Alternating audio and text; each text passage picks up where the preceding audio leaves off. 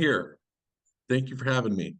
Thank you so much for joining us. It's been a while since we have you, and every time I love to have you because you continue to crush it in the business year after year after year. Thanks. So, Trey, for anybody who I know you've been here since you're like a FFL OG, I know you. I'm excited. Every time I get to have an opportunity to train with you, I get to learn more and more. I always learn something new from you. But we have a ton of new agents on the call. For somebody who might not know your backstory or where you came from or what the situation is, can you give us the quick rundown? Yes, I'm going to give you a 2 minute and 30-second rundown. Uh, just for the new folks. So my name's Trey. I got started with Family First Life in October of 2014. Prior to Family First Life, um, I worked at another insurance marketing organization for not very long, and I didn't really have too much success there. And so what happened was I was going on the internet trying to find training, and I found the FFL training, and then I started making sales after I was listening to FFL training. So then I had a chance meeting with Andrew Taylor uh, early on in my career, and he gave me his card and he said, "Hey, if you need Mutual of Omaha paper applications, call me," because we lived in the same city. And then one day I called him because I kept running into him in the field and his agents, and they kept replacing my stuff. And I was basically like, "Hey, if I join you, will you stop replacing my stuff?" And he was like, "I can't promise you that." No, he was messing with me. So anyway, I talked my way into it, and initially I was just selling insurance. That was my whole goal. I didn't want to do any recruiting. I didn't want to do any building. I had no interest in any of that. I just wanted to call leads, not my friends and family, and I wanted to help them with insurance. And my first 90 days with Family First Life, I made 45,000 bucks. That was more money than I'd ever made doing anything ever, maybe even in a year, if I'm being honest. And what was so fascinating about that was most of the time I was failing. I was just running a lot of appointments. We did it all in person back then. And most of the people I saw told me no, but because I just kept showing up, I found the ones that would have bought from anybody, and it worked out really well. Um, I did, that's what happened. And then my mom, she got cancer. Her cancer came back. So my first full year, so that was my first 3 months. And then the next 12 months after that, my mom's cancer came back, and I didn't really do anything at all. Like that whole year, I only issued $70,000, like for the whole year. And I just took my mama to chemo, and I just like would go dial every once in a while. But what endeared me to Family First Life was Andrew Taylor, who recruited me, didn't treat me any different when I sold a lot or when I sold a little. And the reason why is because he sold a lot. So he really wasn't dependent upon my overrides at all. And I'd been a part of a lot of sales organizations in my life up to that point, and I'd never been in a situation where I literally just really wasn't a number. Like Andrew was the same to me, whether I sold a lot or sold a little. So it really endured me to FFL. My mom did end up passing away. So I was super depressed. I was just up in my house. I didn't know what I was going to do. And then Andrew called me one day and he's like, "Hey, dude, we got to get you out of your house. If I give you a job, will you come to the office?" And I was like, "Yeah." So I show up to the office, and I don't even think he knew what the job was. He didn't really do it for him. He was just trying to help me out. Honest to God, that's actually what it was. And so he's like, "So what can you do?" And I was like, "Well, I know I haven't really done it here, but I can sort of recruit okay." And he's like, "All right, dude, here's some Craigslist ads." I was like, "Okay." And so what ended up happening was Andrew Taylor at that point had been in the business for 7 years.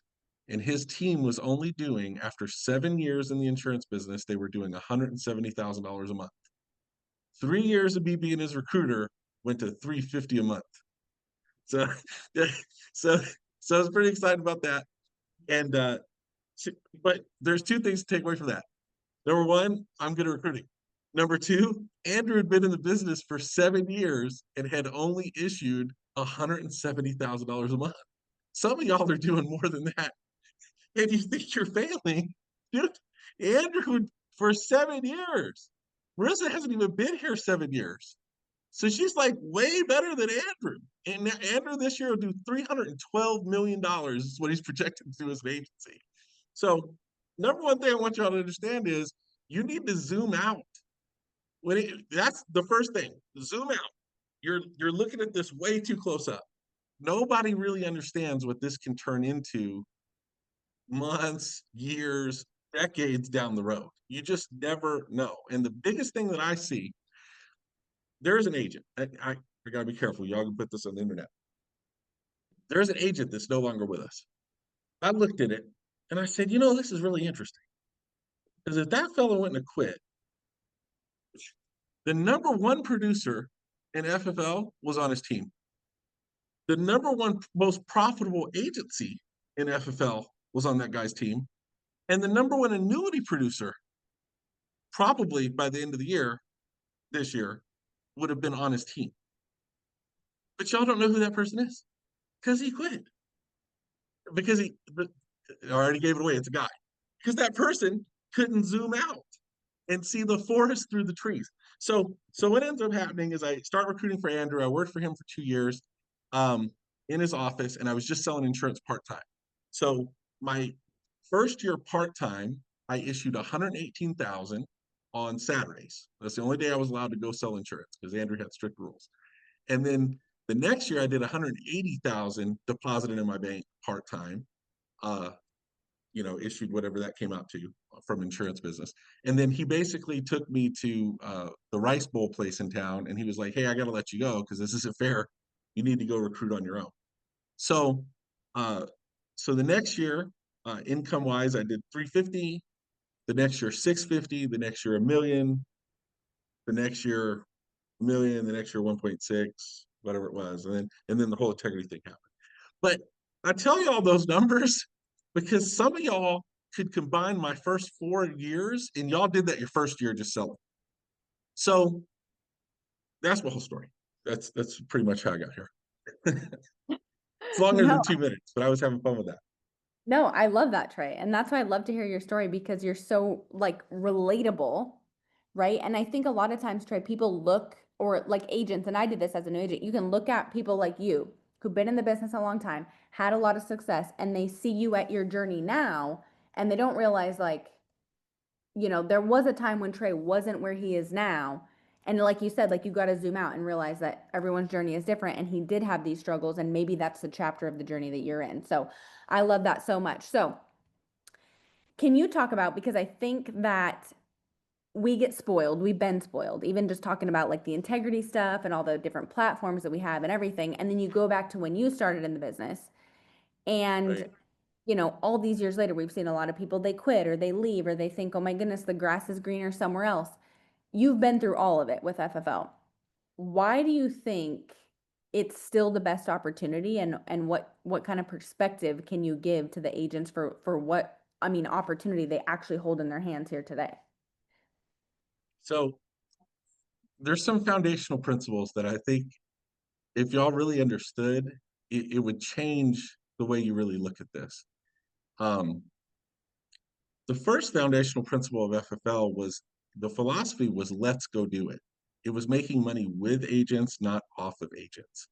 The most empowering thing you can do as a producer, first of all, if you want to sell more, you should recruit because if you if you recruit your cousin, you'll probably sell more because you don't want to look bad in front of your cousin. But you wonder why you can't get motivated with a bunch of strangers on Zoom you don't have a relationship with. Recruit your cousin, and if your cousin sells more than you, you'll do more. So a foundational principle early on was like, let's go do it. It wasn't you go do it. It wasn't like bossing people around. It was like, we're doing this together. And what I've noticed looking back on it now, and I'll draw some parallels to what I see now at FFL and why I think it's a better opportunity than it used to be, and the way it actually just was back in the day. Um, the number one override you make in this business is on yourself. The thing that gives you the courage to be able to go build a team is to know that if everything went bad, you can still make, you can still write 30 a month, right?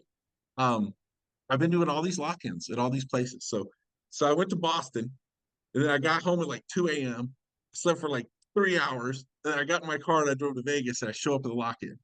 And so I walk in with my backpack and somebody goes, "Hey, I saw you were just like at LAX like last night. Didn't it take you like 4 hours to get home?" And I'm like, "Yeah." And they go, "Are you tired?" And I'm like, "No, I'm not really tired at all. Like, I feel pretty good now, you know, because it's way more invigorating to be around this and doing something than it is like the alternative for me is like I would just sit at home and watch TV and eat hot dogs. I don't really, I'm either really being really busy doing this or I'm just wasting. That's exhausting doing that. So I don't know where I was going with that, but I thought the eating hot dogs at home thing was funny. It makes Um, sense to me, Trey. Thank you. I'm glad. I'm glad we had that connection. Um, but that's the thing. Doing these lock-ins, what I've noticed is, for instance, the lock-in thing started here at FFL. And if you go on your Instagram, you see all these people doing lock-ins. They're all doing lock-ins. And it's like our lock-ins, like I did a lock-in with Marissa. It was a different lock-in. It was like everybody was in normal clothes in a small house helping each other sell. That's how I learned how to do it. Like we weren't in a luxury mansion with fancy clothes. Everybody had a Lamborghini and we're doing push-ups in the yard. Like that is not how it was at all.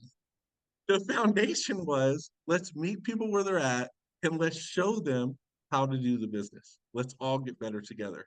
And the and it wasn't like I need friends or a vacation or I need to go hang out, or the culture is like these are my bros, they all have fancy cars like I do. And you know, that was not the culture. The culture was we're going to help people be really successful at selling insurance. The reason why we've been able to recruit and continue to grow the business is because we've taught agents how to be successful as writing agents first. Like I recruited a guy, I got to be careful. I recruited a guy and he wants to recruit the world. And I'm like, dude, that's awesome. Recruit the world. He's got all these people in class. People are getting licensed. They're recruiting people. They're getting licensed. Ain't nobody selling nothing. And I'm like, okay, I get it. I'm not telling you to slow down, but you gotta understand what this is a sell first model. Because when you sell and you can make a living selling and you keep the main thing, which by the way, there isn't a person in FFL that keeps the main thing more than Marissa does, just so you guys know. Like Marissa could have gone off track 1,000 different ways, but you go to Marissa's lock-in, there's on the refrigerator, we're writing numbers down, we're having a leaderboard, we're talking about selling, people get to work. If they're not working and they're talking, she's going around, she's getting them back to work, because there's a responsibility of knowing that there's people that came to that are trying to learn how to make a living so that they can provide for their families. That's never changed. The thing Sean did early on was he would tell people, and he told, and I was confused. I thought it's just because we didn't have any leads, because in the beginning we didn't have any leads. So the way we built it is we just told everybody to quit all the time. Like, this probably isn't going to work for you, Bob. It's been 3 weeks. You haven't made a sale. You should go get a job. It's not going to work. I always thought that we did that because we didn't have enough leads for us. So we would get rid of Bob. But the truth was, it was really humane to get rid of Bob, because if he wasn't going to do it, it hurt his family to just stick around and not make any money. Because our culture in the world loves people to just hang on and just struggle.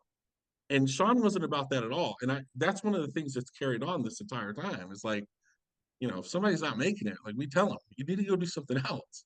Like if you're not going to sit here, and I swear, Andrew tried to get rid of me for 2 years. He was doing that to me like every week. Like I was with the company for a year and a half, and we had a training at the office. I was doing the training at the office. It's talking about mortgage payment protection at the training. And I came from the same company that Andrew came from. And I'm pretty sure that Andrew thought I was a spy after a year and a half.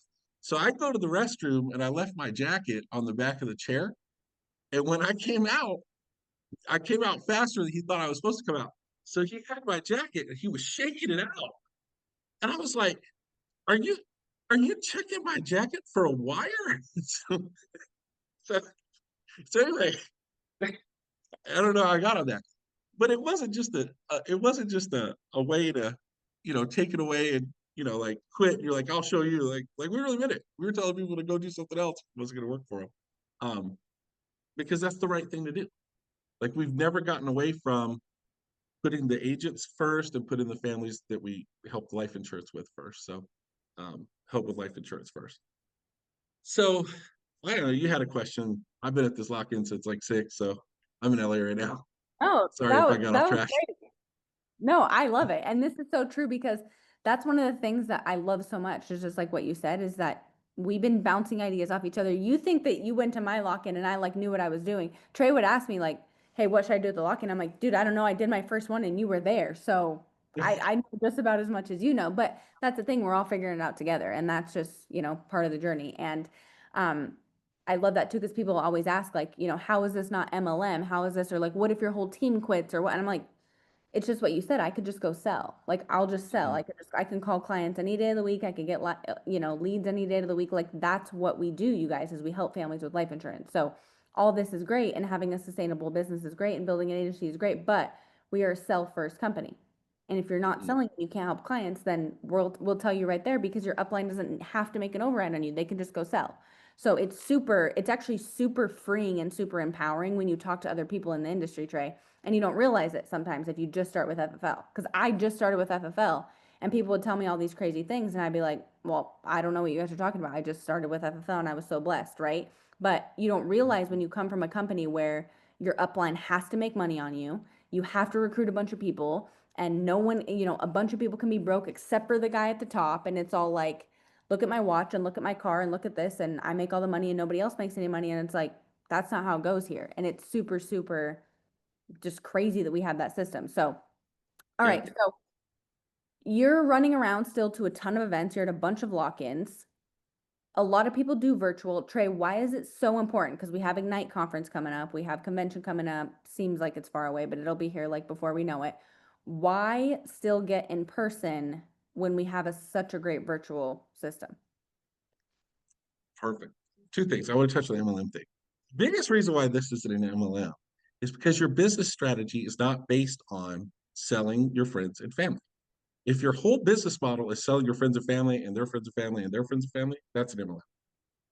We might recruit our friends and family, but our business model for the sales, like I don't need an agent to buy a policy from me or from themselves. Now, you should all get policies, by the way, because you might get sick and not be able to get one later. So get as many as you can, as long as you can afford them.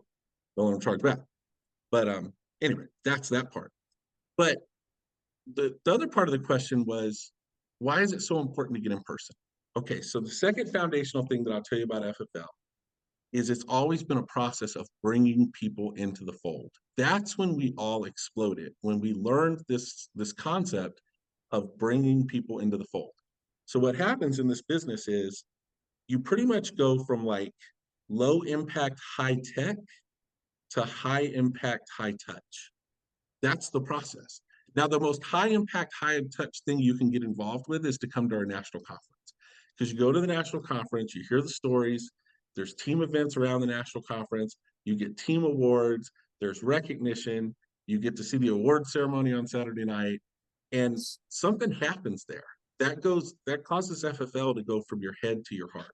So that's the most high impact, high touch thing you can go to. Right below that is getting into an office that's local and dialing with people every day and make sales together and plug into something. Now, some of y'all don't have that where you're at. So right below that, you would look at a lock-in. So that's why I go to places where they may not have an office, but we get a lot of people to come to a house.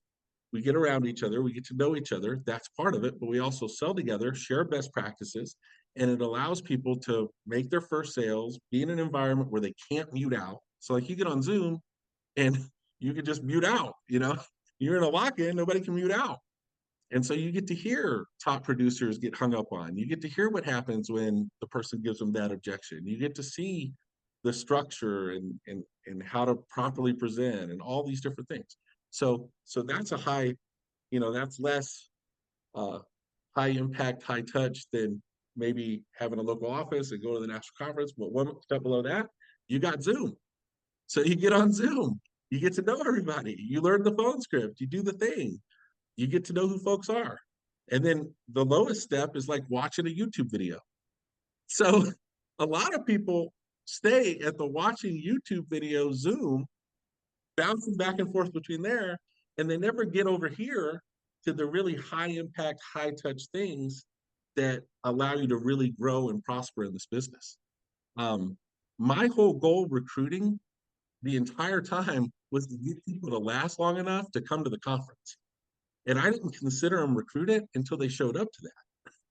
So I had a list of things. So I was like, they really aren't in until they buy leads themselves, write a policy, recruit somebody, get an override, go to a local event, and then go to the national event.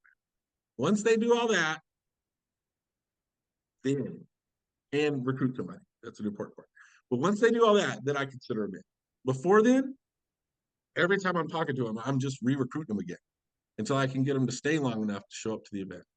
Because it's so much more important to, to do this with people and be around people and be in the environment. The environment that you create, some people look at it like, as far as the environment goes, is it's hard to do the wrong thing in the right environment.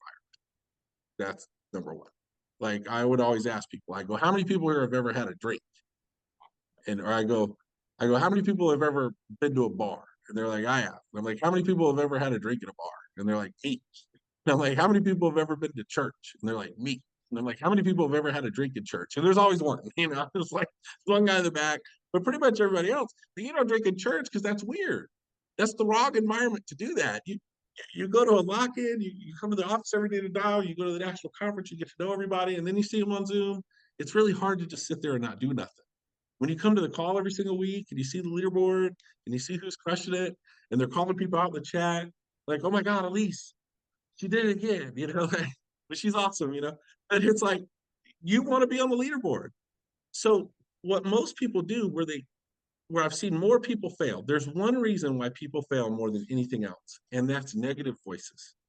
That is the number one reason why people give up. They start listening to the wrong people, allowing people to piss in their ear, sitting in the corner, sucking their thumb, talking about how bad it is, talking about, I'll do it tomorrow, and they isolate.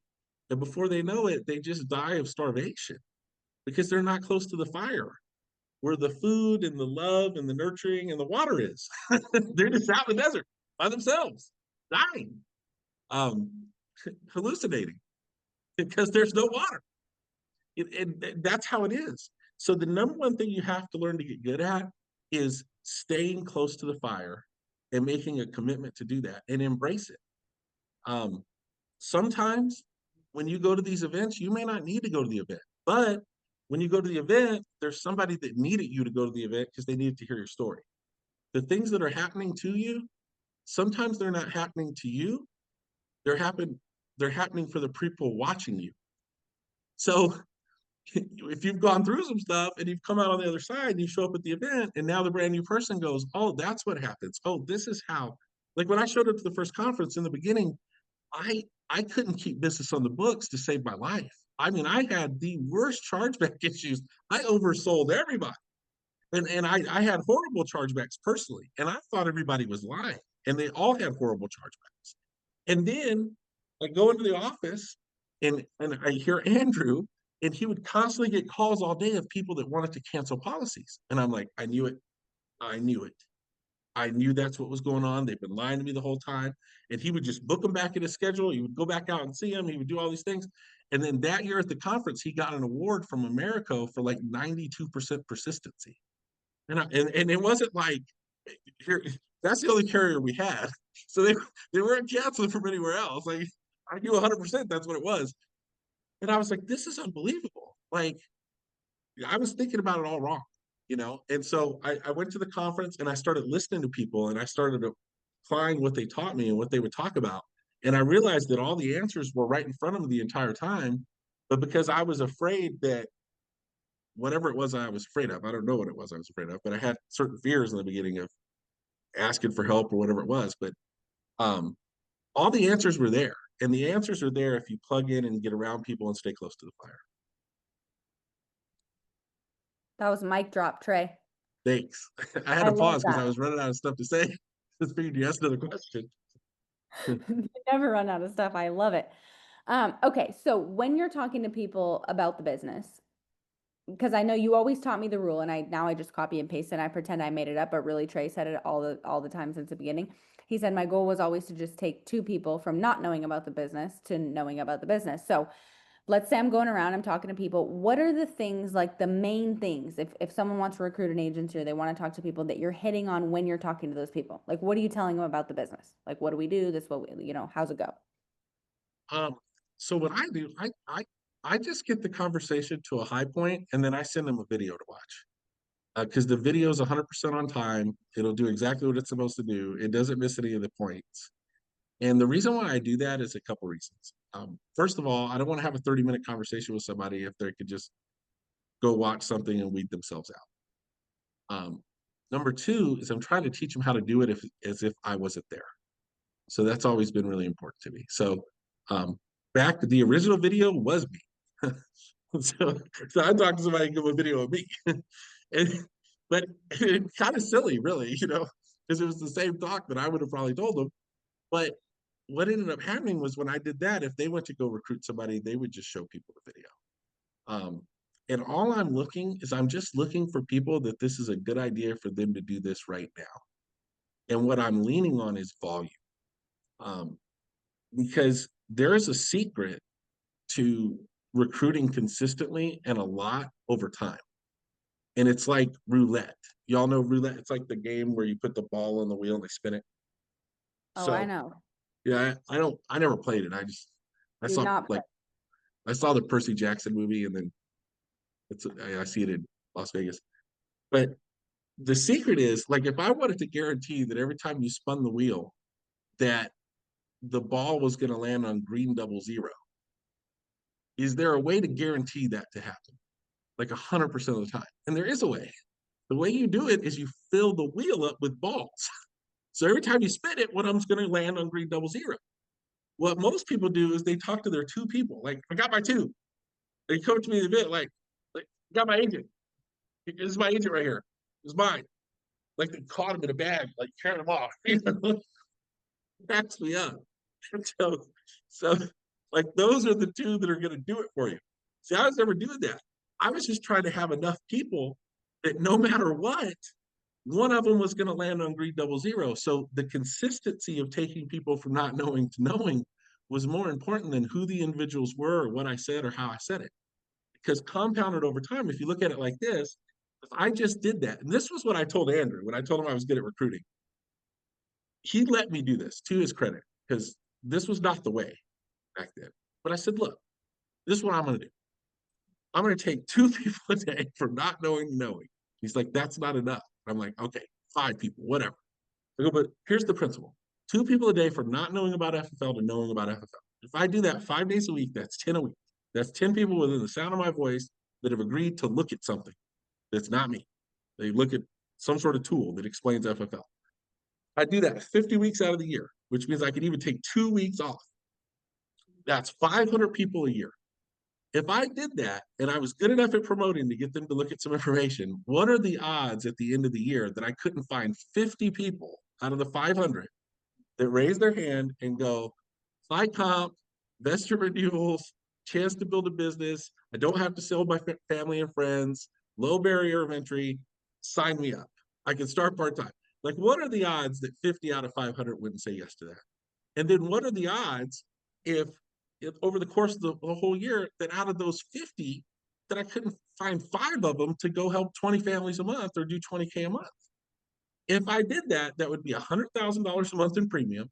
And if all I got was 10% of that, that's $10,000 a month passively. Now, passively, to make $10,000 a month, how much money would you have to have in the bank earning interest to make $10,000 a month passively? Well, if you made 10% interest, you would need $1.2 million a year after taxes, and nobody can get 2% interest. So let's say you can make 5% interest, you need $2.4 million a year after taxes to make $10,000 a month passively. So for me, I was like, what is easier? Saving $2.4 million after taxes or finding five people to write 20K over the course of the year by taking two people a day from not knowing to knowing? That was the whole principle because it doesn't take two people. It don't take away from me selling insurance. Still sell insurance. How long does it take to have two 2-minute conversations? Two 5-minute conversations. If you're long-winded, it takes 30 minutes. You can talk a lot. Really screw it up. But 2-minute conversations aren't long. That doesn't interfere with any personal production or anything. And then I told Andrew, I go, but here's the thing. If I do that for a year, then those five will do the same thing I did, and they'll find five 20K producers. And now we got 30 people selling 20K a month, and that's $600,000 a month. And if I got 10% of that, that would be 60K a month. Now, what if that took you 5 years? It would still be a good deal. It's still better. People work 40 years to get their Social Security, which is like 40% of what they used to work off of, or less, you know. So I thought it was a pretty good deal. So that's how I looked at it, and that's how I still look at it, and that's why I believe anybody can still do it. Because the number one thing we have on our side is the fact that you can make money selling insurance, and most of the time, what's happening is people think if they're not making $60,000 a month on their own pen, that nobody's going to listen to them. People don't listen to you when you make $60,000 a month on your own. It's harder. It is harder to recruit when you get wealthy doing this than it is starting out. If I just got started out, the most inspiring thing that has happened to me all year is I saw Victoria write policies. I text you about it. I was like, this is the greatest thing that has happened. Starting out, if you just write a policy or two on Saturday, that is way more attractive to the average person. Like the way I used to recruit was like, dude, I would call people up, man, this insurance thing, I don't even know, dude. Like, I just want to quit so bad, man. I'm struggling so bad because I, I spent like $1,000 on these leads. And then I worked 10 hours on Saturday. I drove around, nobody showed up. And then I sold this one and I made $2,500. And I'm just ready to quit. And then you think about what you're saying, and people are going, wait a second, you're bad at it and that happened? Like, of course you suck at it, but I'd be great. That's what so that's kind of how I did it. Like what most people think is not attractive in the business is actually the most attractive thing. You know how much Uber you got to drive to make $1,000 with some crazy people? I mean, y'all have I don't know if everybody, y'all have somebody in your organization that was like shot driving Uber. I mean, like I didn't drive an Uber. Telesales is safe. I'm good there. You know, so that's what I think. That is so true, Trey. And you think about it, the perspective, it should be easier to recruit when you're first getting started. Because right, It when totally you is. had a ton of success, it's like that seems unattainable. And then they use it as an excuse. Yeah, Oh, and of then they're course it like, worked for you. You got in early. You knew everybody. You did it. All this stuff. so crazy. I love that. So for everyone on here, if you're just getting started, this is the best time to build your agency. So, Yep. so great. All right, Trey, we have a lot of people on here that they want to sell, right? 20, 30, big numbers. What is the difference between the people that do 5, 10, 15, and the people that do 30, 40, 50? And if someone is at that, hey, I did 10K, I'm cool, but I really want to take it to the next level, what is the recipe for that 30K a month mark? Okay. So there's three things that the top of the top have in common. Number one thing is they work hard. They stick to their schedule and they work hard. They put the time in. Telesales specifically is about putting time in. Now it doesn't have to be. I mean, some people get so excited about like 97 hours and I closed the deal at 2 in the morning. That's awesome. But some of y'all just need to figure out how to work 40 hours. Like, let's just do that. Like you're gonna get fired if you didn't do that. So you gotta work hard. That's the number one thing. The second thing is you actually have to care and want to help people. If your whole goal in selling insurance is just like to get a commission, it's probably not going to work. You could probably start out that way, but what'll happen is eventually you're going to understand how much you're actually helping these people because it's a huge thing. The biggest thing that'll change your business is when you have a death claim. And then you realize, like I pretty much wrestled a dude to get a policy. I brought his kids into the room. I had him translate to the wife. I had him explain to his kids why he wasn't going to do it. Had them tell him it was a bad idea. He should do it. Like I went through this whole thing. He was really upset at me. He was a gardener, had a landscaping business. He passed away a year and a half later. And 2.5 years later, it was out of contestability. 2.5 years later, and $250,000 payout to his wife. And she stayed in the house, and the kids stayed in the school. And I remember because I really pushed him. I mean, I was really I was expecting to throw me out. I was really pushing the envelope, but he ended up getting it, and it's the best thing could ever happen. So that caused me to really care. And then the third thing is you can't be afraid to spend money. Most people, that's where they get hung up. It's like they're afraid to buy the leads. And you got to look at leads like this. Like my parents used to own it was a gas station country store when I was a kid. It was really interesting because I went back there as an adult. And when I was a kid, and I was like 6, everything looked huge. I mean, I thought this place was a super Walmart, because I was little. I went back as an adult. I was like, dude, it's like a one-bedroom apartment. Like this place is small. Like how did they even, I thought they really had a thing going out there. But in the store, we had this box of Hershey bars that sat on the counter, which is probably what has led to my addiction all these years. But when you look at it, my parents, they had to continually replace those Hershey bars so people could buy them. But what I realized was the only box of Hershey bars that my parents ever bought were the first ones. After that, the customers paid for it. They took the profit from selling the Hershey bars that the customers gave them the money for, and they bought new Hershey bars. That's the way it is with the leads. Like if I tell you $1,000 a week on leads, some people, or $2,000 a week on leads, everyone's like, oh my God, 1,000, 2,000. They see all these numbers. That's 100,000 a year. That's yada yada. No, it's not $2,000 a week on leads. It's $2,000 50 times. Like you see what I'm saying? It's the same 2,000. I make sales, I get the money back, I put that 2,000 back in, I do it over and over again. Consistent, steady lead flow. That's what it is. A schedule, working hard, and then actually having a heart to help people. If you can get those things down, you can be really, really successful at it. And then stop looking for an easier way all the time. Like I was in Vegas and Andrew, he does a podcast. So I'm sitting on that because now they have a separate room where you can like sit outside and watch, right? So I'm sitting up in the thing and Kyle Yee is there and he's like, hey, um, he was talking about dialing and he goes, yeah, I just dial like with my finger. And he's like, you do? And he's like, yeah. He goes, you know how many Hall of Fame producers I know that say that? Like they just dial with their finger. He goes, I know people that have been trying to figure out how to get a good dialer for like 5 years. They haven't sold nothing. that's that's what it is. Like people try to find an easier way to get out of the basic simple work. And that's sort of a trap. Like the easy way is just to consistently do it. Because you can't quantify what momentum and getting better will do. Like I learned that years at the first conference. That's what John Wetmore said. He said his goal, second conference, second FFO conference.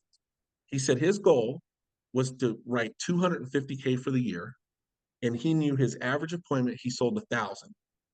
So, in order to write 250K a year, um, he had to do however many appointments. How am I messing this up now? All right, this is actually a really good story. I'm going to get the story right. So he said, this is what he said. He said, I knew that my average sale was $1,000 and I closed X amount of times. So I need to make 250 sales for the year to write 250. And he had this whole thing. And in order to do that, he had to run 20 appointments a week or 25 appointments a week for the whole year in order to get that equation to happen. And then he said, but what happened was by August of that year, he wrote 400. And then people go, what happened? And he goes, well, I couldn't account for momentum in getting better. That's like when we talk about this numbers game stuff, that's the part everybody misses because you think, like, I remember doing 15 appointments a week, writing a certain amount of production, and then me thinking, okay, in order for me to double, I need to do 30. And then I got around Andrew, and Andrew was like, no, dude, you just need to do a little bit more because you can't quantify what happens with momentum and getting better. It's not always just black and white, double the activity, double the production type thing, if that makes sense. Hopefully Yeah, it does. absolutely. 100%. And also that's why Trey too is like I would do that as a new agent or like as a couple months in, I would call my old leads that I had dialed as Mm-hmm. like a first or second week or my first month or whatever. And then I would close leads that I couldn't close before. And it was like, no lead is a bad lead or no lead is dead. And it's like, no, you just sucked really, really bad when you started. And now you Mm-hmm. suck less. So that's why I always tell people too, like you're gonna get better. So don't throw your leads away, don't get rid of them, don't give them to somebody else. Like you can still call them later because you're like you said, you're not accounting for how much better you're going to get. And you're gonna be able to call the same people and have a completely different conversation because your skill set's gonna get better. So Yes. that's huge. Trey, what are you guys gonna issue this year? Like, what do you think, 20 million? 40 million. We'll do 40 40 million. million. Yeah, we'll do 40 million. Okay, so you're gonna do double what we're gonna do. So this is crazy because you're like the best. Obviously, I love you, but what you say is like super funny and your training is super relatable. But it's like I want to bring perspective back to this that guys, this is a multi-million dollar agency owner and producer. And it's like you're the realest guy ever, and you're on our Zoom call with us. And it's like so many people have this idea that these business owners and these people that are, so big in the industry are these like crazy experienced out of this world entrepreneurs. And it's like, guys, no, it's just all of us on the call. Like if you went out for, I don't know, burgers and beer with Trey, like he'd be the same as he is right now, and he's going to do $40 million. So what I'm trying to get at, guys, is like there's no special sauce. There's no special thing that you need. There's no special thing that I have or that Trey has or that Andrew Taylor has that everyone else doesn't have, and probably even better than us, Trey. Would you agree? Oh, absolutely. Yeah, I totally agree with that. That was the thing that probably attracted me the most was like, when I met Andrew, he owned several rental properties. He wasn't doing bad.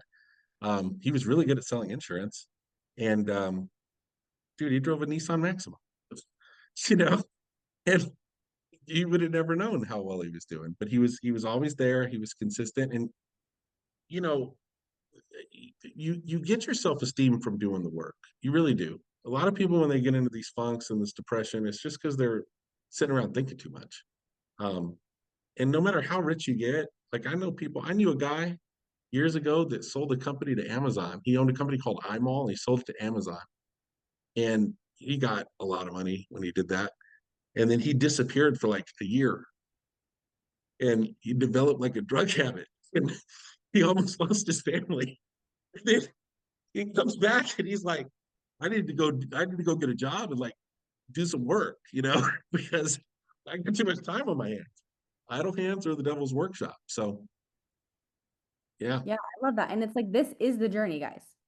Like Hmm. I think I've gone through that too, Trey, where you think like, oh, when I get to Marissa's size or I get to Trey's size or I get to an agency size, like guys, Trey is gonna do 40 million this year. He's still running around to lock-ins and putting up lock-ins and getting new agents on his team. It's like you think, oh, when I get to this point, that like that's gonna be my success and I'm gonna be able to stop and I'm gonna be able to retire. And it's like this is the journey.